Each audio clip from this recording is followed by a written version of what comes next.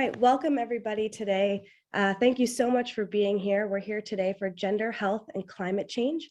What is the connection? We have an excellent panel for you to hear from today and to have a really great conversation with.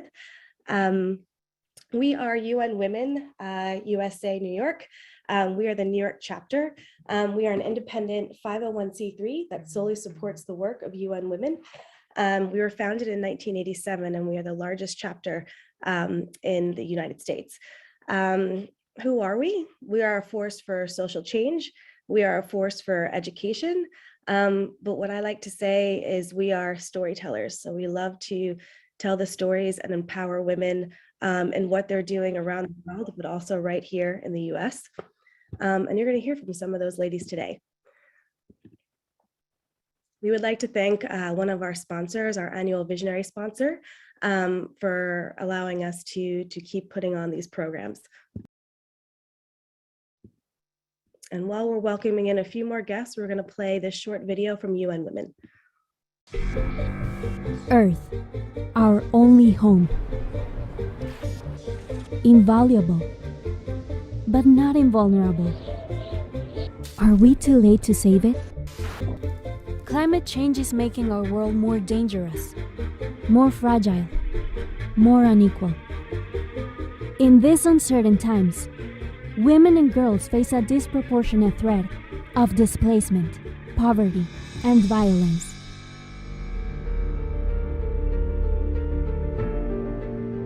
But women and girls are also a powerful force in climate action. As innovators in green energy, as defenders of the environment,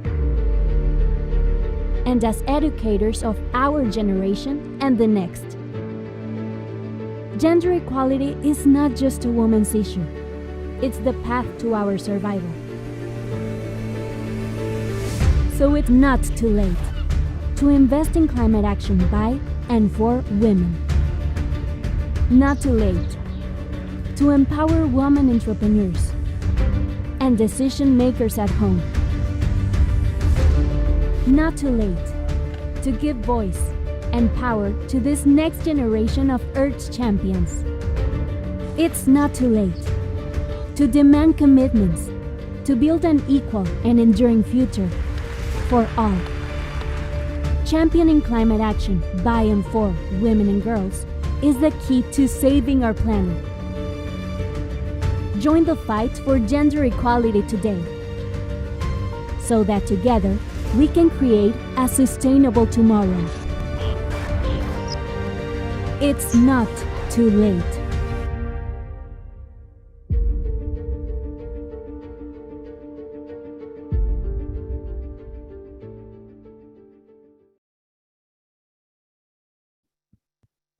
Thank you all for joining us.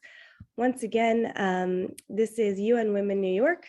You are tuning in for a conversation with an incredible panel on gender, health, and climate change. What is the connection? How strong is the connection? So what I would first like to say as well is it's wonderful to have your participation in the conversation. So we encourage questions, and you can send those to us in the chat. I also wanted to thank you for donating today. Those of you that were able to donate with your tickets, 100% of the proceeds will be going to UN Women efforts in Ukraine and neighboring countries. And it's incredible. It's incredible that we can put 100% of the proceeds. We excelled and surpassed our goal with today's effort. There will be a link in the chat if you would like to donate directly again. Like I said, 100% of the proceeds will go to this. It's going to UN Women and the partner civil organizations on the ground that are helping right now. There's over 2.5 million refugees, and there's been an uptick in gender-based violence in the last 3 weeks. So we want to make sure that these are operational and getting there. So we thank you once again for doing that. We get to cover a lot today. We get to empower women here, and we hopefully continue to empower women globally. So without further ado, I want to get right into why we're here and introduce you to this incredible lineup of panelists. So what I will first do is I will introduce Dr. Emily Sbiroli. She is joining us. She is a practicing emergency medical physician from San Diego, California. She's a New York native. She has a passion for understanding impacts of climate change on human health and how the health sector can decrease its carbon footprint. And this is a really interesting aspect, right? Because a lot of the time we talk about carbon footprint in the fields of transportation or of buildings and infrastructure. So I think this is an interesting piece. She is a national fellow with the United States Environmental Protection Agency and Healthcare Without Harm. We also have Dr. Bhar Chekuri. She is a practicing family physician in Denver and a National Climate and Health Science Policy Fellow at the CU Anschutz School of Medicine. Her focus is on the intersection of primary care, community medicine, climate change, and gender. She is a fellow with the U.S. Global Change Research Program and Payne Institute of Public Policy. She also co-directs a climate medicine course and is building a residency elective in climate medicine at the University of Colorado. And she made time for us today, like all of our panelists, which is incredible. And finally, we have Caitlin Gould, who's joining us today. She is an environmental policy analyst at the U.S. Environmental Protection Agency. She is a doctoral candidate in environmental health engineering at Johns Hopkins Bloomberg School of Public Health. Prior to the EPA, Caitlin worked at NOAA on harmful algae blooms and was a lead author on a national disaster response program. She has contributed to shark conservation measures at the UN and at the country level. So we have a very talented panel with us today. And I will be speaking very little so that we can hear as much information as we possibly can from these brilliant minds. And once again, I encourage any questions that you have to go into the chat.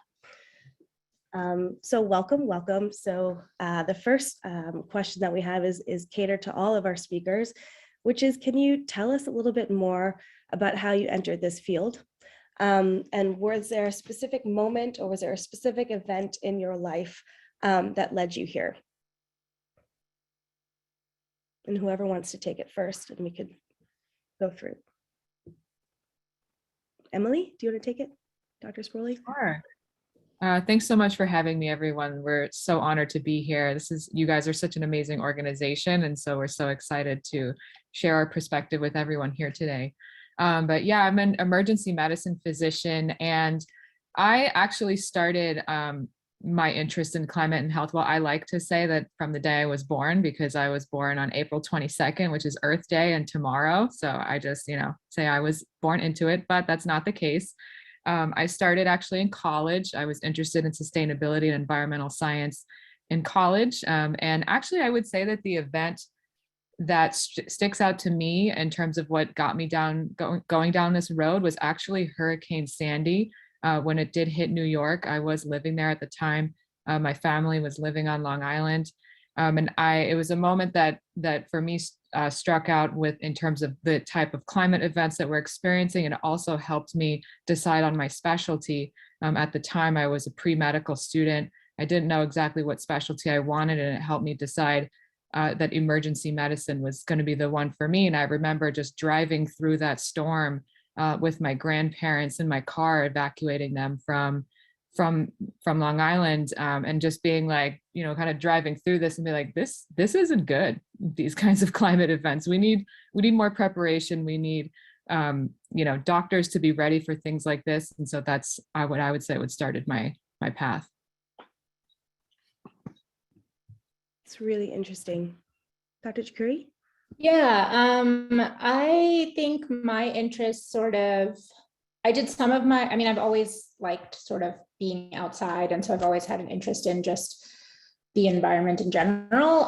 But I did part of my medical school rotations in New Orleans and Louisiana. And so doing some of my community medicine rotations in like the lower Ninth Ward, where the devastation from Katrina is still very present, and you can sort of still see these existing health disparities.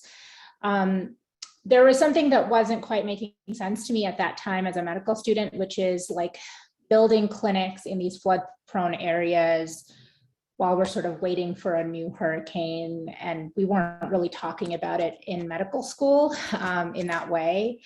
And I didn't really hear a lot about how to prepare for the next hurricane as the health sector itself. And then in residency, I sort of started to think about my own carbon footprint. And really, I think when I was training, I just started seeing impacts of climate change in the exam room in New Hampshire, people who were dealing with drought,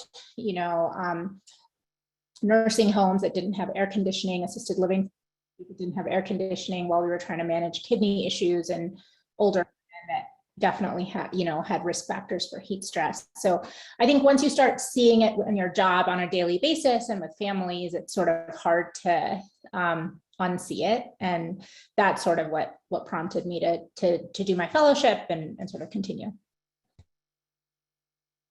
That's really interesting. Caitlin? Yeah, so I've always been really interested in environmental stuff. My mom's actually on the phone, and she could tell you when I was a little kid, my parents would take me out because we grew up in the woods. They'd take me out, and I was always the kid picking up litter. There was this book that my parents got me in kindergarten that was 101 ways that kids can save the earth. And this is not to date myself, but 1988, 1989. So, it's been a lifelong passion, I guess. And specifically in climate change, I kind of came into it in a roundabout way. I mean, I've been working on it tangentially, I would say, since I got my master's degree, but really over the last several years, since coming into the federal government, it's always been something that I've focused on. I mean, it's just omnipresent, I guess.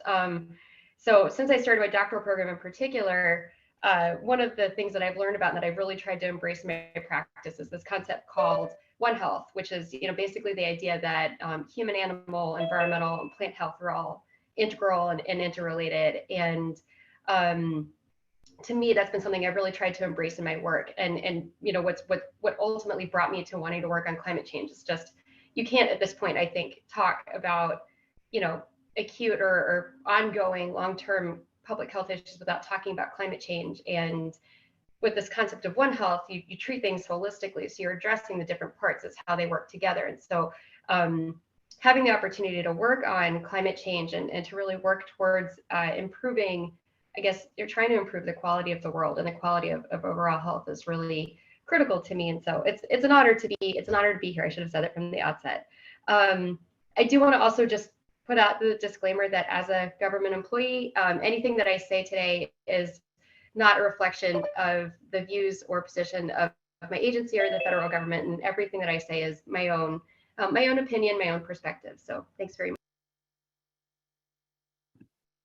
That's great. Thank you, Caitlin. And we appreciate that for sure. All right, so we have some questions. And so a lot of our questions come from within our committee and come from our advocacy team. And the first one we would like to, it's open to all, but maybe Dr. Sbiroli could take a first hit at this. And it has to do with the IPCC, so the Intergovernmental Panel for Climate Change report. And so this year's report was a little scary. And in a nutshell, they're talking about how climate change is faster than we anticipated. And we have reached a critical point for mitigation efforts in all of the different working groups. So with that being said, for those of us in the audience who might not be as familiar with the IPCC report, what it means, how it used, and how it impacts us, would you let us know your thoughts on that and why it is so credible? Sure, yeah. So the IPCC report is really just an extraordinary feat of global collaboration, I would say. It's made from hundreds and hundreds of volunteer scientists and authors across the world. They get together about every 7 years or so to put together the largest, most robust peer review process that really, frankly, I think the world has ever seen. And they take tens of thousands of scientific papers on climate and climate science and aggregate it together and basically spit out a report that tells us where we are, where we're going, and what we can do in terms of climate change. And what I found most striking about this cycle of reports that was actually just released within these past 10 months or so is actually the verbiage that they use. And Kelly's actually showing a quote right now from the first wave of the IPCC report, where they're basically saying, using this language, that it's indisputable that human activities have accelerated our warming. Our warming is unprecedented in the last 2,000 years. Extreme events are becoming more frequent, more extreme. The reports talk about varying degrees of warming. We're already at 1.1 degrees Celsius warmer than we were 100 years ago. And these models, we have models that predict changes and impacts of even more warming. Let's say if we were to warm to 2 degrees, 4 degrees, we even go up to 8 degrees. And we care about these values because particularly we tend to hear about 1.5 degrees of warming. That seems to be the number that the media talks about a lot, that a lot of these reports harp on. We don't want to get above 1.5 degrees. And the reality is that some of these impacts have already hit a point of no return. And so some things like we see here, like sea Arctic ice melting, glacier retreat, both of those are at the lowest and unprecedented levels in the last several thousand years, but both of those have actually already entered a point of no return, according to this last series of reports, which is quite striking. So the reports in and of themselves, being the fact that they are a robust peer-reviewed process from hundreds of volunteer authors that don't have any other financial incentives to really do the reports, and the fact that it's tens of thousands of articles that are included, it's among the most credible efforts that we have to really assess and understand climate change and where we are right now with it. In terms of have it being a public health crisis, I think that the reports, even though they are based in climate science and they focus on society and mitigation efforts and solutions, there's a huge health component to it. And you can easily pull out how the climate crisis right now is actually a huge public health crisis that Caitlin was talking about earlier, what she was mentioning earlier. And so these reports, they help sort of non-climate scientists like myself. Like, I'm a physician, I see patients every day. What do I care about these reports? Well, what they do is that they give us the background of understanding what we're actually up against, trying to understand, we get out of our own individual silos, and we can understand how these impacts are impacting all different kinds of sectors all throughout the world. And as a non-climate scientist, for me, this is extremely important to have reports like this so that I can understand what we're up against and how I can then manage my practice, manage my patients, and talk to patients about these issues. Yeah, I think that makes a lot of sense. I think it makes sense when you have something tangible too. I think for a lot of people, even though we know we believe in climate change, we think climate change it's a real thing. And I think when people see the numbers and these stark examples, it becomes more of a reality for other people that aren't necessarily in the field. And to that end, I would say for people who are aware of it, in an overarching view, right? If they are reading about it in the news, or they're hearing about it from their colleagues, it's overwhelming. It's very, very overwhelming. I think especially now, we're in COVID, we've done the COVID pandemic, social issues, and now climate change and the IPCC report. Is there anything that anyone on the panel could share that is positive, or that would lead us to something hopeful that the IPCC is helping with these reports?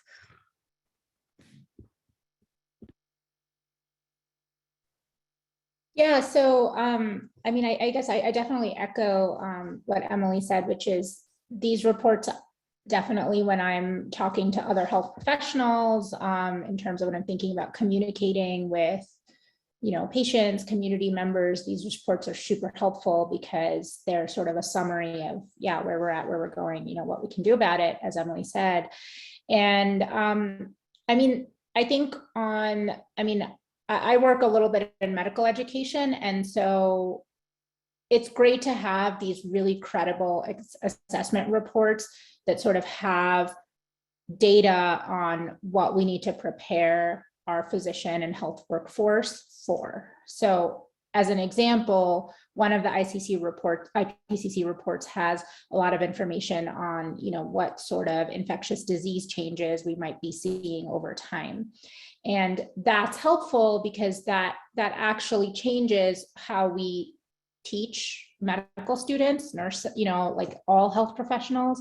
And it sort of changes maybe what we think about when we see patients coming in with symptoms. And then it also, if you're someone who, maybe has a leadership position as a healthcare administrator, or if you work in public health, we can then sort of communicate some of this information to think about how to prepare communities for the changes that are coming and how to maybe minimize some of those negative impacts in whatever ways you want to. So that's like, for me, it's just the more informed we are and the more prepared we are for a modern world where we're acknowledging, even in medicine, that yes, climate change is going to impact all of our jobs, and we just need to be prepared to handle it and sort of try and be ahead of the ball game. I think that's how I personally find, even though it's sometimes bad news, I'd rather be prepared than not. That makes a lot of sense. Yeah. All right. And so getting to climate change in the context of gender, we realize and we know that climate change is not gender neutral. It can exacerbate existing inequalities that we face. It leaves women, girls, LGBTQIA, and vulnerable communities to experience the greatest impact of climate change, unique threats to livelihoods, health and safety. Can you give us some examples of this, of what you've seen, to our audience?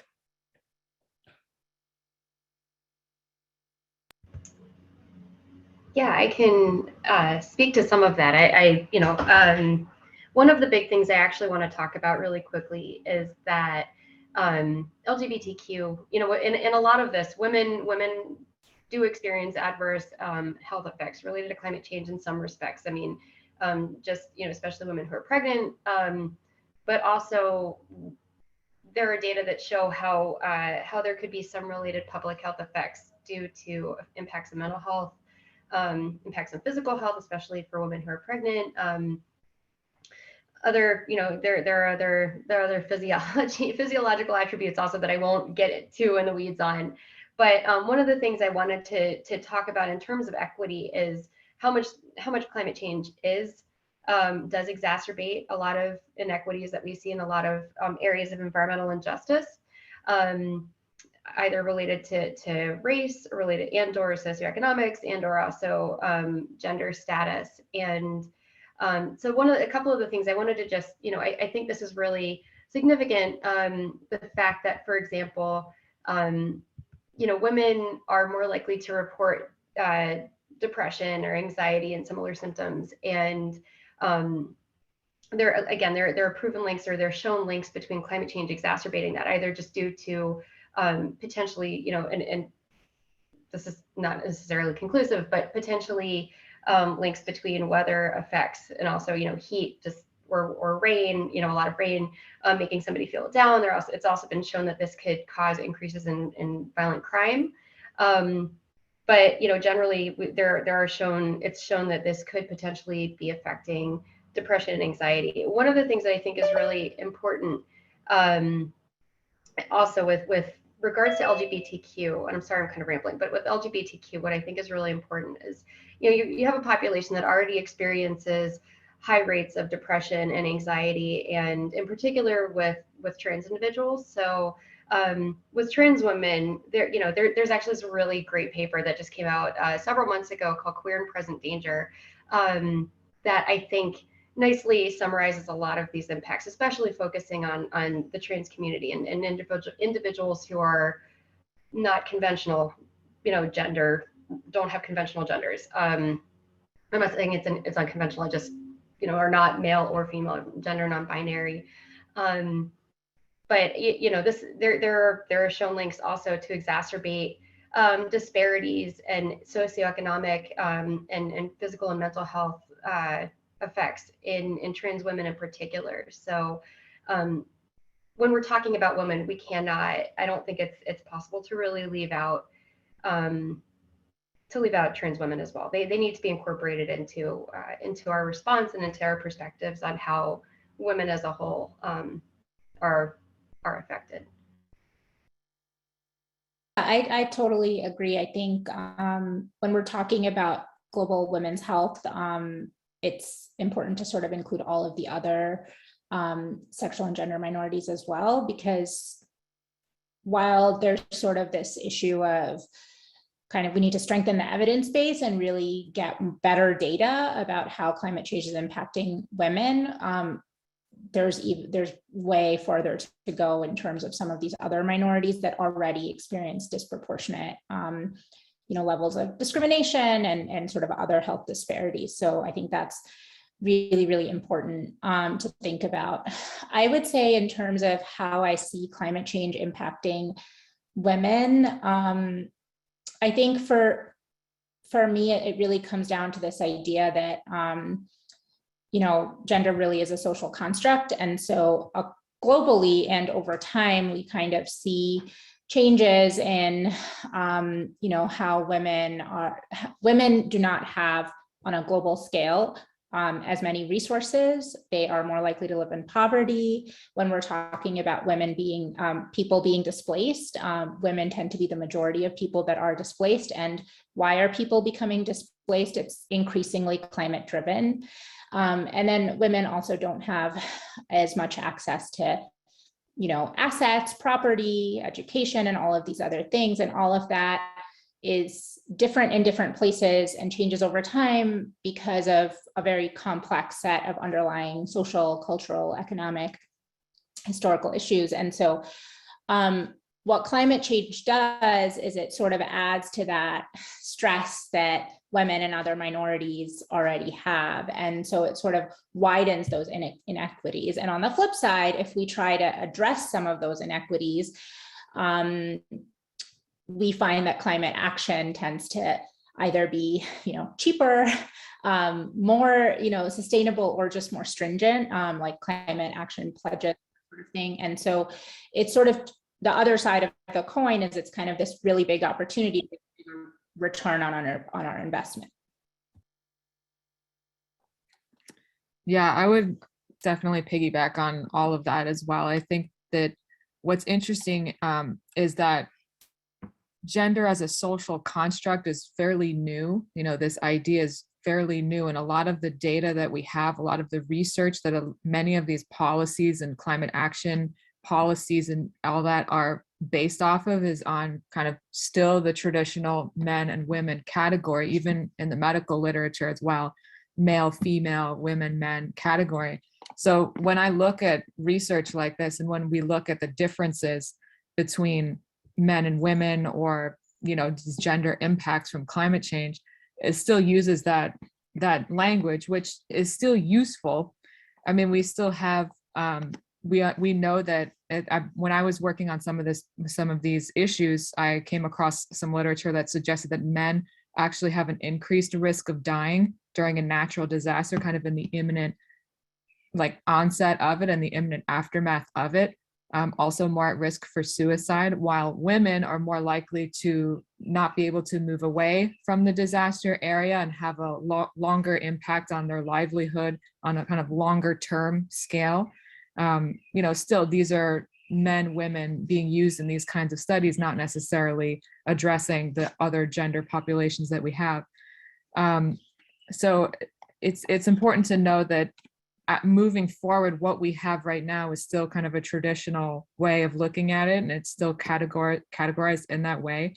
And there still are physiological differences. So Caitlin mentioned pregnancy. There's nutritional demands during pregnancy that and air pollution we know and increases preterm birth, low birth weight, and congenital defects as well.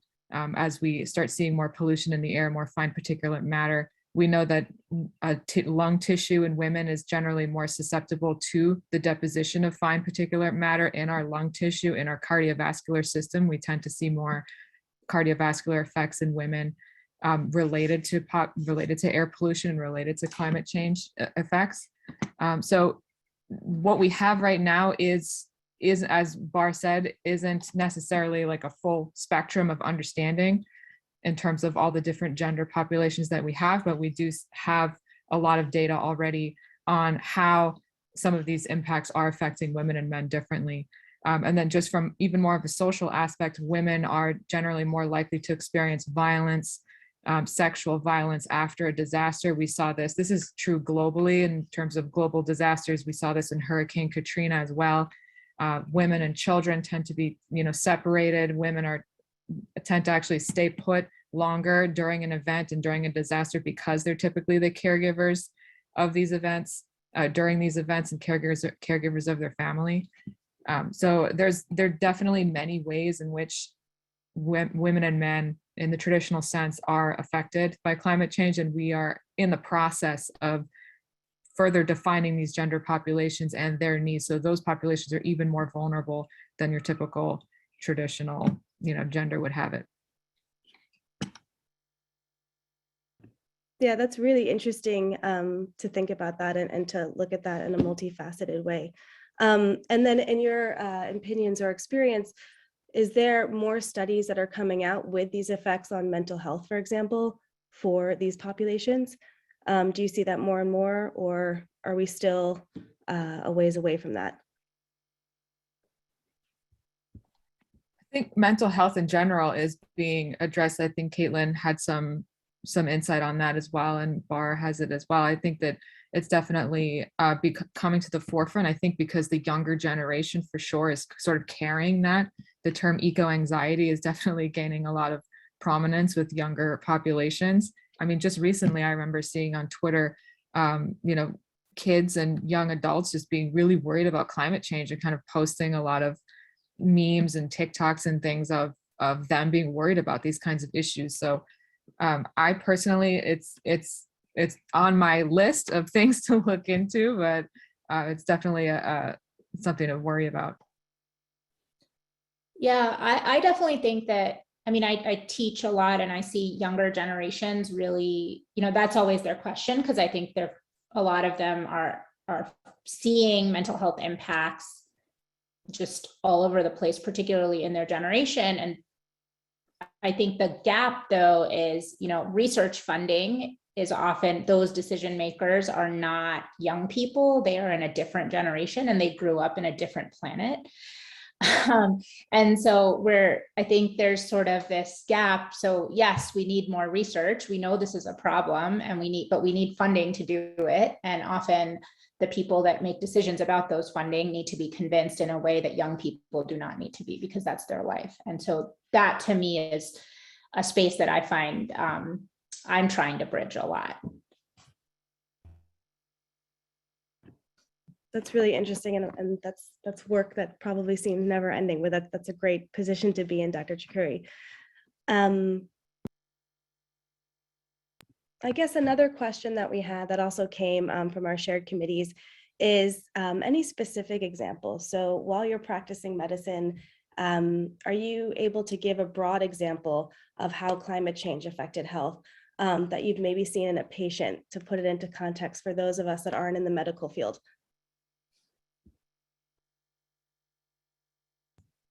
Yeah, I think actually the pandemic was kind of this time where we sort of saw this convergence of disasters happening. Like we had, COVID surges, and then we had some of these extreme storms happening all across the US and across the world.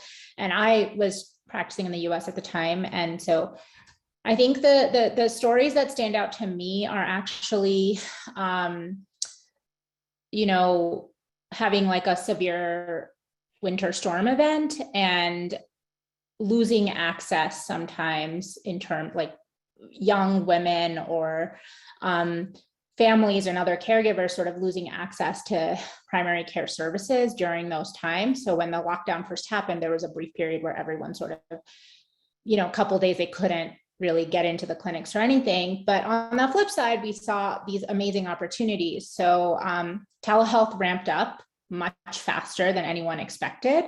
And what I really found interesting about that was, while it wasn't a perfect solution, not everyone has access to broadband and internet and that sort of thing, it did give a lot of women who are caregivers, who often are also working multiple jobs, who can't get to their doctor regularly and can't bring their kids to their doctors regularly, now be able to access the healthcare system in a way, remotely from home.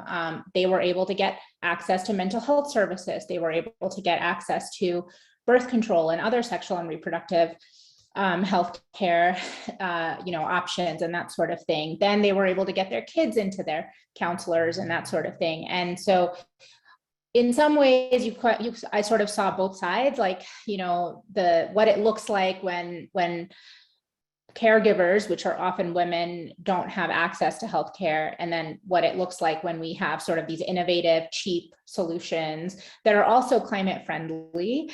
Kind of the big gains that you can get from that. Because some families, you really saw like this big transformation once they were able to access their primary care teams. It sort of builds trust in the healthcare system. We now, there's fewer no-shows, so that sort of thing. And then just a sense of, I think, empowerment for women being able to access things like birth control and that sort of thing. And I would say probably there's similar opportunities for people who are, trans or something like that. Like, a hurricane is the worst time maybe to lose access to things like birth control or, gender affirming care and those sorts of things, because there's already all these other stressors and we don't want to take those essential services away from them during those times. Yeah, I definitely agree with Bhar. I think that Bhar and I are in the same system and kind of working in different silos of the same system, because when access is threatened for a patient to someone like Bhar, they come to the emergency room where I work, so we see all the time these issues with access to care. We see it constantly, definitely worse in natural disaster events, definitely worse in heat waves. I just off the top of my head, if you want me to talk about patients, I can sit here for like an hour and tell you all about the patients that I've seen that have been affected by climate change. Just even one right now, we had wildfires recently in California, in Southern California, and I had a patient who came to the emergency room 3 times in a 24-hour period because of her asthma was so bad that she couldn't get over it during the wildfire, and she kept going back home because she had nowhere else to go, but her home was smoked out. What do we do with this patient? She had an 8-year-old son as well, that every time she would come in, she would bring her son with her. The son is totally fine, but she herself can't even take care of herself during these kinds of events. So we definitely see it. It's for sure, it's the access to healthcare is definitely something that I'm passionate about, that the healthcare community in general is worried about. And we just have to kind of be ready for these kinds of things. And Bhar mentioned telehealth, which I think is a great option to help with this access to care issue. But it's obviously not, the end all be all for a lot of folks. So. Thank you for sharing that. And that's really great. And I'm getting some messages in the chat now where people are discussing and saying it's great to show that intersection, because often, again, if it's not something that we're studying, we would look at a fire and we're thinking about that right in front of us, right? We're not looking at what's behind us. So to hear examples like that, Dr. Sbiroli, with patients that are coming in from that, really puts things into true context. So that's great. Dr. Chekuri, I wanted to direct this one to you regarding COP26.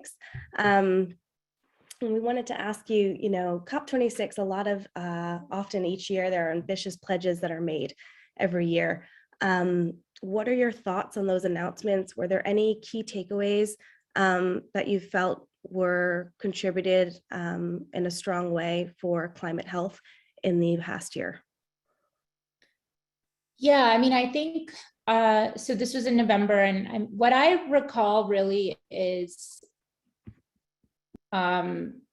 definitely, COP itself, there's sort of been some analysis of who attended and what the gender distribution of who was on different delegations and that sort of thing. So when we talk about climate action and gender equity and climate justice and gender justice sort of being one and the same. This is interesting, right? Because this is where a lot of international negotiations are happening, and we're seeing over time increasing, representation in terms of gender. But there's sort of still this binary framework to look at gender inclusion. So that's an issue right off the gate. And then two, I think there was still some criticism from a lot of the women's organizations and feminist organizations that the gender inclusion in terms of who's represented in different delegations is still not enough. There's not enough women in leadership positions, even if we're increasing in just, other areas. So that's one thing. And then in COP in general, I think there were two big themes that sort of came up a lot, which was one is loss and damage, and then climate finance. And what I heard from, the Women and Gender constituency and another organization, WeDo, which, they sort of have a list of demands, and it's sort of a good summary of if you're a feminist and you're interested in sort of learning, I highly recommend sort of looking to them as an organization. But basically, I think that the problem with climate finance is it's not really getting to women, and climate financing plans and funds are not, gender mainstreamed in a way that is fast enough or effective enough at the moment. And so, I heard a lot of sort of, call for improvement on that front. And at the same token, sort of this understanding that, okay, so we're talking about loss and damage, but really that's separate from any funding that's already going to mitigation and adaptation.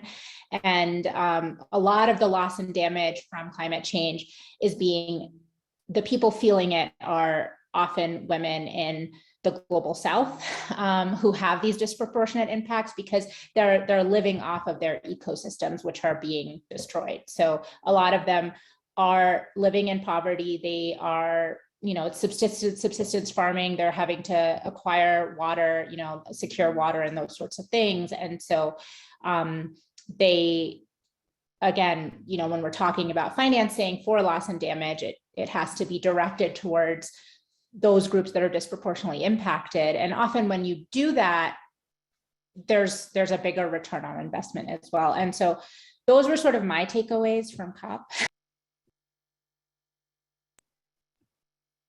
That's great perspective. No, that's great to hear. And then I guess one sub question off of that is visiting this and looking at, as you were speaking about before, leadership in the West and non-Western countries. Do you see a different sense of representation in that? Are more women represented in other countries that you feel in leadership positions for climate? Is it equal, do you think? To the best of your ability? That's a very open-ended question. Yeah, I think inequity exists everywhere. It's just different. And it's really very dependent, like whether you're looking at, there are local municipals in parts of Africa, Asia, where they've done a really good job of being gender inclusive, and, gender mainstreaming has been sort of a big developmental goal from the beginning. And so they're doing great work. In a way that's maybe not being done in parts of the West, and then the vice versa can also be true. But I do think that there's just, again, coming back to this idea that gender is a social construct, and it's just the inequities are different in every place.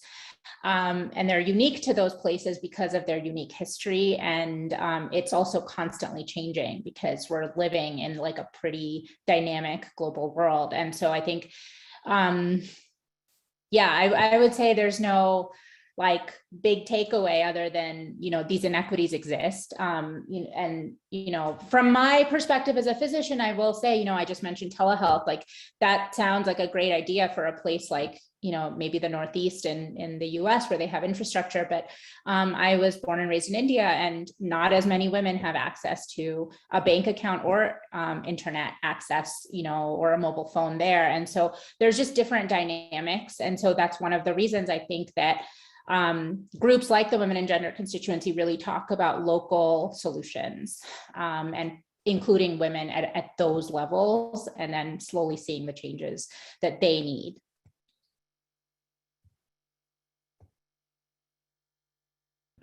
No, that makes a lot of sense. And Dr. Sbiroli, I think you had said it before too, with candor, that we need more women in these fields. We need women because we need to understand the needs of women and diverse needs in general. So the more that we have that represented, I think the better off that we'll all be and the planet will be, right? Yeah, absolutely. I think Bhar was mentioning, kind of talking about these larger frameworks of policies. We have several pretty large global frameworks that do address these issues of gender inequities. We have the UNFCCC framework, we have the Sendai framework, WHO. I mean, we have tons. But then, when you get down to the actual local application of these policies and the actual implementation efforts, it's rare that they actually are using a gendered lens to kind of make these policies and implement things. For women like us on this call who just live, it's something that would affect our daily lives.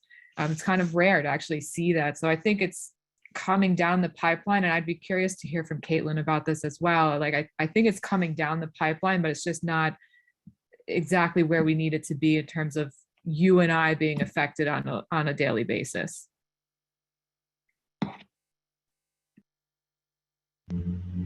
So Emily, I'm sorry. Can you, I mean, I heard what you were saying, but in terms of you and I being affected on a daily basis, and to what extent, I guess would be helpful.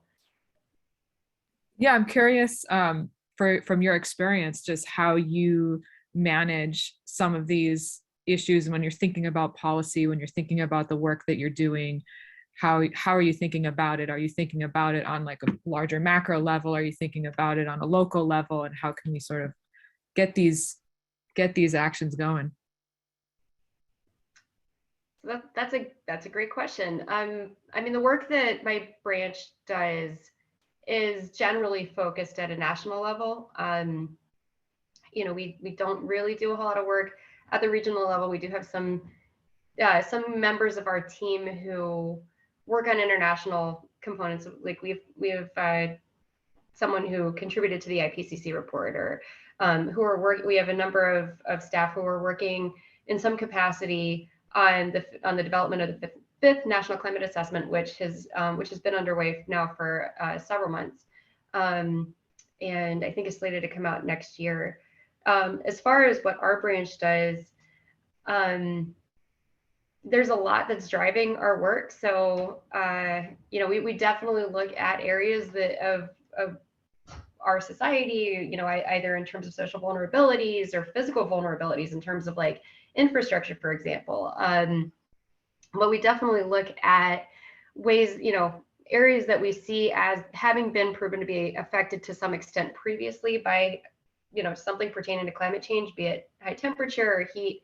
And then I'm trying to not get too in the weeds about what about what our branch does, but then we apply these frameworks essentially to quantify, projections and monetize what we anticipate the cost could be over different climate change scenarios through the end of the year. So a lot of times we do prefer to look at a national scope. We think that it's, more, I guess there are a number of reasons behind it. I mean, among other things, it's certainly going to show more of the country how they're going to be affected by a particular issue. But yeah, that was a very tough question. I'm glad I asked you to repeat it. I'm still not totally sure if I if I addressed your, the ball that you just lobbed to me. So yeah. Oh, definitely, of course. I'm going to try to squeeze in. We have a couple more questions and some questions from the audience that are coming in as well. But this is a very loaded question, so take it whoever would like it, and it's a very big question. which is if you could give the audience today one piece of advice, of actionable advice that they could do that might help tackle climate change, impact health, and gender equality, what would it be? It can only be 3 words. I'm kidding. Go ahead. It's a very loaded question, but we're very curious to hear some of your thoughts on that. Yeah, so for me, really, it comes down to this issue of, I think a big issue is that women are often caregivers, right? And that is, for a whole host of reasons, it's really that issue that maybe puts them at disproportionate risk for lots of things, right? And so I would say that when we're thinking about this, for me as a family doctor, healthy caregivers raise healthy communities. And so I think, and part of what makes a caregiver healthy is, having access to the full suite of sexual and reproductive healthcare options that they have available. And so I think that my takeaway is really, we have to include sexual and reproductive health rights into climate action plans. Like, that has to be part of climate action and seen as a fundamental, piece of it, because that's what promotes like human rights and gender equity and that sort of thing. And if you were to give caregivers better healthcare access and better access to those particular resources, then a lot of these inequities would, I think, be much, much improved.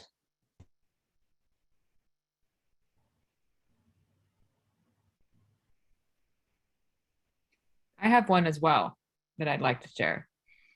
And I thought about this. I think you should all ask your doctor about how climate change is affecting you. And I think it'll do a few things. I think it'll shock your doctor. I think your doctor will have no idea. Most of them will, unless it's someone like Bhar and I who have done a fellowship, they'll probably have no idea how to really answer that question. So you're forcing them to then think about it in the context of you as a patient, who you are, your identity, what population you're from, how is climate change affecting you. I think we need more health professionals to think about it in this way and to be comfortable with this information.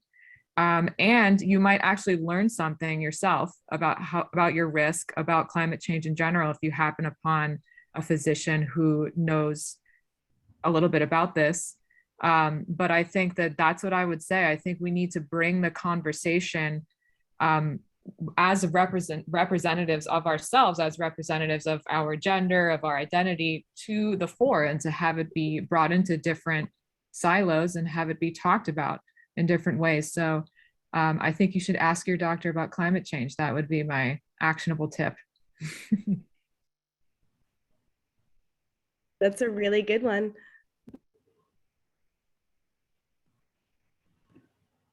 And then we have a few more questions. If we have a few more minutes, I'd love to pitch those out to you from our audience. So one question was, in your work and in management, do you address the SDGs at all in any of your practices? And have you seen that come up a lot in the hospitals? SDGs, there's like 21 of them or something, right? There's like a lot. They get tossed around when we talk about kind of macro ideas. I've been involved in the development of some climate action plans for some hospitals and some universities. And I think that it does get tossed around as, the context in which we should do these things and why we should do them and how we should think about them. But there's no actual accountability for them, if that makes sense. They're just kind of used as the context, but not necessarily, hey, here's some metrics for these SDGs and we're meeting them or we're not meeting them. I rarely see that. Oh, Stephanie corrected me. There's 17 SDGs. Something feels like 20. No, that's interesting. I mean, I think that's actually a really interesting question because the UNFCCC does have a gender action plan, and one of the sort of key points that they sort of talk about is this idea of coherence. And what I sort of hear from a lot of the women's organizations at a global perspective is that there's not really that much coherence between all of the other like UN, United Nations like agencies and, you know, big treaties and that sort of thing, and really feeling, I think that's actually a complaint, and that's a space where we can do more work as women and feminists and that sort of thing. Because yeah, I hear the SGDs discussed when we're talking about global health and, you know, sometimes in undergraduate medical education. But in terms of daily practice, you know, not really, you know, we're not really talking about a human rights framework in every single, you know, policy solution at a community level or at a hospital policy level. And that's an interesting question, right? Because what if we did think that way? Because I think sometimes there's different languages being used by different bodies. And so in a medical education level, or maybe a health sector, the language we're often using is biopsychosocial or social determinants. And it would be interesting if we sort of flipped that a little bit to say, well, what if we had a human rights framework for all of our interventions? Yeah, I think that's a great point. I think, you know, and being able to translate between them would be really, really interesting. That's a great question. One more question I have open to the group. Are there examples that you know of the impact of climate change on the food supply, especially fish, and impact on health, especially in women's health or fertility? So that's a very interesting and very loaded question. In and of itself, the answer is yes. There are impacts of climate change on food supply. How it impacts women's health via, you know, we don't have the time to go into that, unfortunately, with the amount of time we have left. But you know, one of the things that I don't want to get too in the weeds, especially with just a minute left. But the answer is yes. Climate change can affect, I mean, if you want to specifically talk about marine systems, there are a lot of different ways that climate change affects it, through, you know, habitat destruction and loss, changes in habitat, changes in predator-prey behavior, kind of the gamut.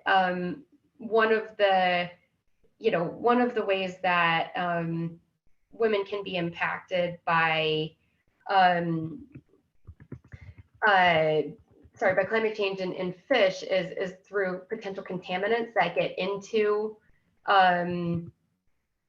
into water systems and into fish. There also are, so that could be exacerbated. I mean, again, we don't have time, but yeah, different kinds of chemical contaminants that could impact women's health, that are also, if women are pregnant, could make them more susceptible to disease, could also affect birth outcomes down the way if we're talking about someone who's pregnant. So very succinctly, as much as possible.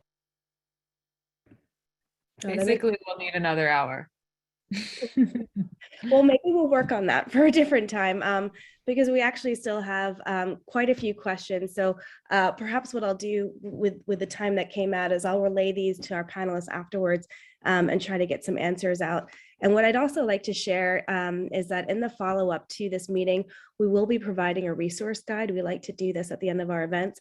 If you're interested in further journal papers and further actionable items and advocacy on what to do and what to propel forward, and you want to tackle all of that, and you just, quite frankly, want to dive in, which I love doing. I love to get nerdy and really get into this. We'll be sending that in a follow-up email to everybody. And you can address certain article pieces there that the panel have spoken about, as well as article pieces that our advocacy committee has put together. Likewise, if you have suggestions for further ones, we're constantly adding resources after our programming, right? So we want to have that available to you so that we get to continue to talk about this and that we continue to educate and to make things happen. And so I just wanted to once again say thank you so much for coming to today's chat, lunch and learn, coffee talk. Thank you so much to our panelists. They are incredible. If I could do another hour, I would. And thank you so much to our members, our committees, and for all of you tuning in and just wanting to learn about this. We're really lucky. I'm on the board of directors for UN Women New York. And this is my favorite thing. This is my favorite thing, that we get to tell these stories and that we get to offer these platforms to people here and to people abroad. And we want to keep doing that. And so it's because of all of you. So thank you so much. I will make sure you get all the resource guides. There will be a recording up. We'll send you our YouTube channel so you could look at previous programs. We did a great series last year. And we hope to see you again at future events this year. So take care, everyone. Thank you so much for having us. Thank you so much for Thank having you very us. much. Take care. Bye, everyone. Bye. Bye. Onward.